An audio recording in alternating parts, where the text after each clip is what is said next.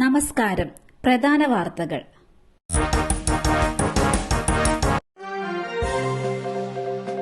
തിരുവനന്തപുരം കാട്ടാക്കടയിൽ നിന്ന് കാണാതായ 13-കാരിയെക്കുറിച്ച് നിർണായക വിവരം ലഭിച്ചതായി പോലീസ്.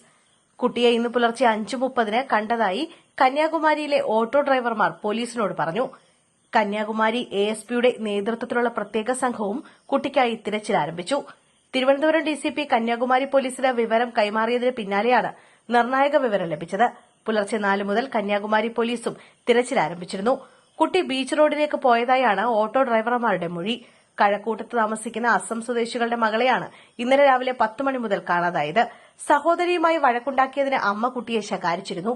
പിന്നാലെ വീട് വിട്ട് ഇറങ്ങുകയായിരുന്നു. ബാഗും വസ്ത്രങ്ങളും 50 രൂപയുമാണ് കുട്ടിയുടെ കൈവശമുള്ളത്. പരാതി ലഭിച്ചതിന് പിന്നാലെ തന്നെ പോലീസ് വ്യാപക തിരച്ചിൽ ആരംഭിച്ചു.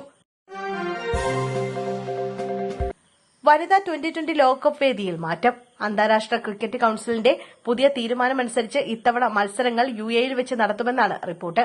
ബംഗ്ലാദേശിലെ ആഭ്യന്തര സംഘർഷങ്ങളെ തുടർന്നാണ് വേദി മാറ്റാൻ ഐസിസി തീരുമാനിച്ചിരിക്കുന്നത്. ഒക്ടോബർ 3 മുതൽ 20 വരെ ഷാർജയിലും ദുബായിലുമായി വനിതാ 2020 ലോകകപ്പ് നടക്കും. ആഭ്യന്തര പ്രശ്നങ്ങളുടെ പശ്ചാത്തലത്തിൽ വനിതാ 2020 ലോകകപ്പിന് വേദിയാകാൻ കഴിയില്ലെന്ന് Bangladesh നിലപാടെടുത്തിരുന്നു.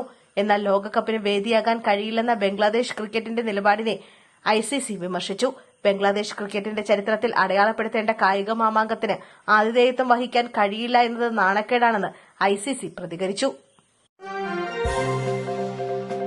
Kerala cricket league. Kochi blue ടൈഗേഴ്സിനെ ബേസിൽ തമ്പി നയിക്കും. സെപ്റ്റംബർ 2 ആരംഭിക്കുന്ന കേരള ക്രിക്കറ്റ് ലീഗിൽ കൊച്ചി ബ്ലൂ ടൈഗേഴ്സിനെ ബേസിൽ തമ്പി നയിക്കും. കേരള ക്രിക്കറ്റ് മുൻ താരം സെബാസ്റ്റ്യൻ ആന്റണിയാണ് ടീമിന്റെ മുഖ്യ പരിശീലകൻ.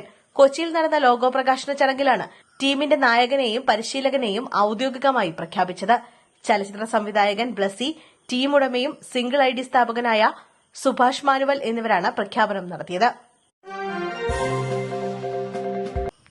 ന്യൂനമർദ്ദപാത്തി ഒപ്പം 2 ചക്രവാത ചുഴിയും. കേരളത്തിൽ ഇന്ന് മഴ കനക്കും.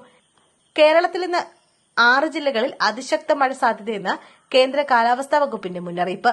2 ചക്രവാത ചുഴിയും മധ്യകിഴക്കൻ അറബിക്കടൽ മുതൽ മാലിദ്വീപ് വരെ 0.9 കിലോമീറ്റർ ഉയരത്തിലായി ന്യൂനമർദ്ദപാത്തി സ്ഥിതി ചെയ്യുന്നതുമാണ് കേരളത്തിലെ അതിശക്ത മഴയ്ക്ക് കാരണം.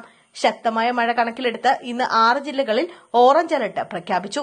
പത്തനംതിട്ട, കോട്ടയം, ഇടുക്കി, മലപ്പുറം, കോഴിക്കോട്, വയനാട് ജില്ലകളിലാണ് ഇന്ന് കേന്ദ്ര കാലാവസ്ഥാ വകുപ്പ് ഓറഞ്ച് അലർട്ട് പ്രഖ്യാപിച്ചിട്ടുള്ളത്. തിരുവനന്തപുരം, കൊല്ലം, ആലപ്പുഴ, എറണാകുളം, തൃശൂർ, പാലക്കാട്, കണ്ണൂർ, കാസർഗോഡ് എന്നീ ജില്ലകളിലും മഞ്ഞ അലർട്ട് പ്രഖ്യാപിച്ചിട്ടുണ്ട്.